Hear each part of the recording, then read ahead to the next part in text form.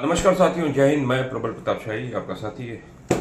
आज हिंडनबर्ग की रिपोर्ट आ गई। हिंडनबर्ग की रिपोर्ट जो अभी 18 महीने पहले अडानी के ऊपर आई थी कि अडानी की किस तरीके से ऑफशोर्स यानी शेल कंपनीज काफी मॉरिशस में बनी हुई थी, उसके बारे में था। उनके भाई विनोद अडानी के ऊपर तमाम आरोप था कि किस तरीके से भारत से पैसा शाइफन ऑफ होकर बाहर जा रहा है और वहां पर शेल कंपनियों के माध्यम से फिर वापस हिंदुस्तान में शेयर में लग रहा है अडानी का, और शेयर दाम बढ़ाए जा रहे हैं। और उस पर सेबी पर सेबी जांच कर रही थी हिंडनबर्ग की इस रिपोर्ट पर अडानी के कंपनियों की। लेकिन आज जो हिंडनबर्ग की जो रिपोर्ट आई है, जो रिसर्च की रिपोर्ट आई है, वो सेबी के चेयरपर्सन माधवीपुरी बुच और उनके पति हैं धवल बुच, उन दोनों के बारे में आज बहुत बड़ा सनसनीखेज खुलासा हुआ है। वो सनसनीखेज खुलासा ये है कि अडानी ग्रुप के बाद हिंडनबर्ग पे ने इस बार सीधा सेबी पर हमला बोला है। और हिंडनबर्ग के रिसर्च ने बताया कि अडानी घोटाले में इस्तेमाल की गई ऑफशोर संस्थाओं में सेबी चेयरपर्सन की हिस्सेदारी थी। यानी माधवीपुरी बुच जो सेबी की चेयरपर्सन है, उनके पति की सीधे हिस्सेदारी रही उन ऑफशोर कंपनी यानी शेल कंपनीज में जो जिसमें अडानी का पैसा लगा रहता है। जैसा रिपोर्ट में है कि 18 महीने बाद खुलासे के बाद सोशल मीडिया पर एक्स में ऐलान किया था कि इस बार अभी आज ही ऐलान हुआ था कि हम जो है एक बहुत बड़ा खुलासा करने जा रहे हैं। और 18 महीने से इस पर जांच नहीं हो रही थी, जांच बहुत धीरे थी, इसलिए कोई बहुत सारी चीजें हिंडनबर्ग ने जिस दस्तावेज का आधार बनाया है सेबी के शेयर, उसमें लिखा है माधवीपुरी बुच ने अपने शेयर पति को ट्रांसफर किए। हिंडनबर्ग ने अपने आरोपों में कहा है कि अप्रैल 2017 से लेकर मार्च 2022 के दौरान माधवीपुरी बुच सेबी की होल टाइम मेंबर होने के साथ साथ चेयरपर्सन थी। उनका सिंगापुर के अगोरा पार्टनर्स नाम की कंसल्टिंग फर्म में 100% स्टेक था।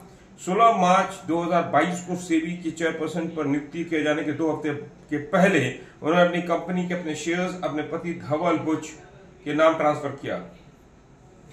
अब जो सबसे बड़ा आरोप यह है कि ऑफशोर फंड से किया गया फंड पैसों का हेरफेर। हिंडनबर्ग रिसर्च ने अपने आरोपों में कहा है कि विसल ब्लोअर होता है, जिसने मतलब इसका खुलासा किया, उसके डॉक्यूमेंट के मुताबिक सेबी की मौजूदा चेयरपर्सन माधवीपुरी बुच के पति के ऑफशोर फंड्स में हिस्सेदारी है। उसका इस्तेमाल अडानी के पैसों के हेरफेर करने में Adani money siphoning of scandal में इस्तेमाल किया गया है।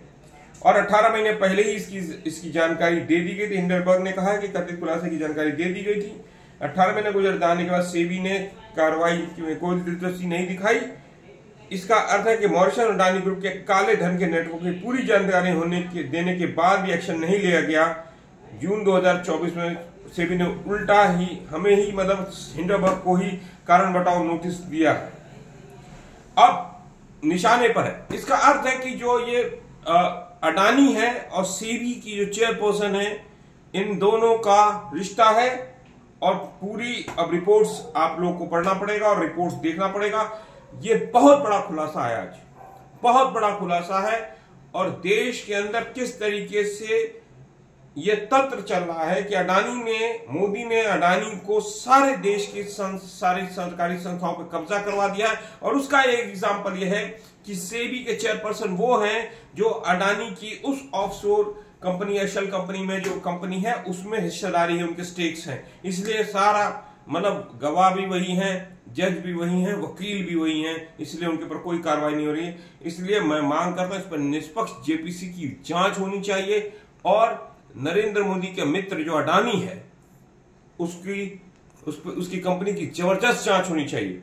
ये देश का पैसा लूटा जा रहा है और किस तरीके से बाहर भेजकर फिर वापस देश के अंदर अडानी के शेयर्स खरीदे जा रहे हैं और अडानी के शेयर्स को ऊपर ले जाया जा रहा है और लोगों का पैसा डूब रहा है, देश की जनता का पैसा डूब रहा है और किसी और का नहीं।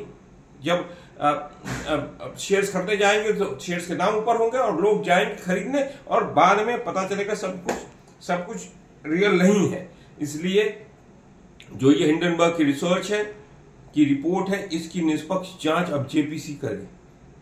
या सुप्रीम कोर्ट भी करे, लेकिन सुप्रीम कोर्ट के जजेस को निष्पक्ष जांच करनी होगी। और जेपीसी की मांग तो हम करते हैं कि जेपीसी की मांग हो और जेपीसी इसकी वो करे और इस पर जबरदस्त कार्रवाई होनी चाहिए। ये देश की करोड़ों इन्वेस्टर्स जो शेयर मार्केट में इन्वेस्ट करते हैं उनके साथ धोखा हो रहा है और नरेंद्र मोदी ये धोखा करवा रहा है और इसमें नरेंद्र मोदी का इस्तीफा भी होना चाहिए। जय हिंद साथियों।